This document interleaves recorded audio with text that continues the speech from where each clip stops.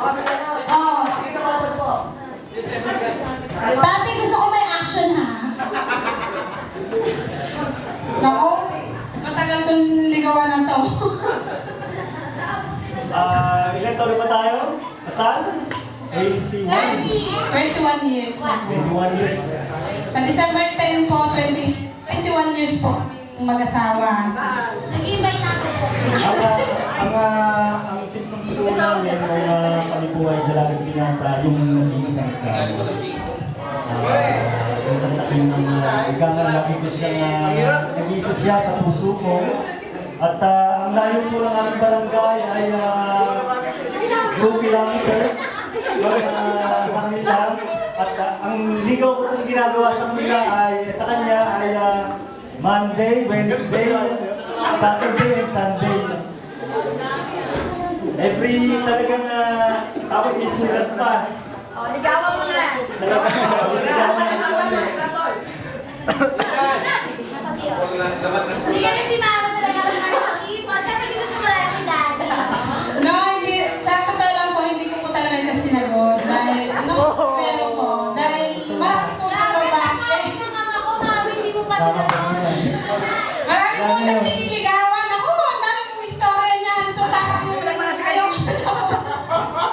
Ito ba lang ako binirang dito? Opo, talaga kami. Pero talagang siya yung mahal ko. Sabi ko, maganda itong ito yung magiging ina ng aking mga anak.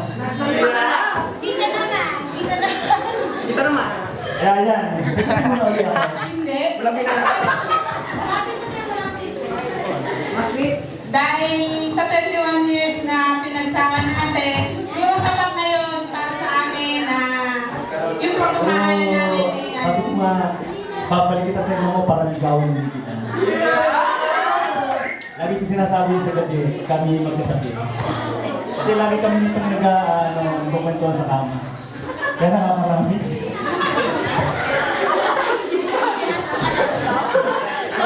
So, yung sabihin, sinagot na ako. Di ba? Sinagot na ako? Ang nag-iisang ikaw. ilan po. Wala nang ligaw. Talaga naman, ganun bang maligaw nung unang panahon? Ayan, yun. Hindi naman bali, pero ano. Sige po, Ate Marlene, si Brother Chito, ayan. Nanginginig-ginig pa, si Brother Chito. Ako si Brother Chito makatapos. Sa totoo lang po, nung panahon po namin sa Star Verde, kasi magkapit-bahay lang po kami dyan. Doon mula ako sa bintana namin, sisi ko lang ako, makikita ko siya na nakasya.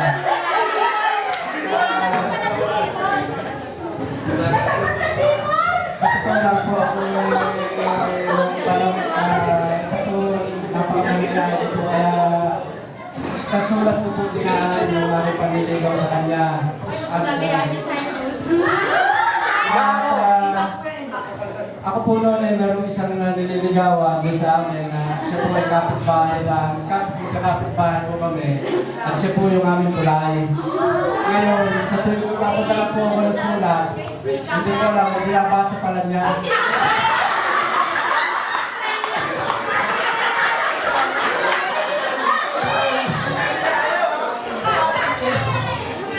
Tapos yun, ay dumating po yung time na hindi ko alam, crush din pala siya sa akin. At hindi naman po ako nagkamali ng pagpili sa kanya dahil naging isa po siya pagpapala sa akin dahil siya po yung naging daan upang ako po ay mapapunta sa church nito. At yun po ang aking napakalaki kung sa kanilang buhay na siya ginamit na aking napakasawa para ako ay makapunta sa kanilang gawain. At sa loob na po ng aming 21 taon na pagsasama, na po yung aming anak, si Brother Cyrus, at yung pong isa ay si Cathy, nasa bansang Pilipinas po, tsaka si Cyrus, yun po. So, yun po, ang aming naging paraan ng aming pagkakagawa ng aming kapanahon. Tara ko yan, sabi na yung ba't pinagawa? Istorya ko yung istorya. Kinukwento nila eh. Dapat yan po yung... Sa sulat na ako, sa sulat siya ng wika. Okay, Ate Margie. Sige, dahil sa mga kwentong sinabi ni Brother Chito, ano na masasabi mo? Yung, hindi, magsasalita ka para kay Brother Chito. Ano masasabi? Ngayong oras na ito, ano bang nararamdaman mo para sa kanya? Yung bang pag-ibig mo eh, ganun pa rin o?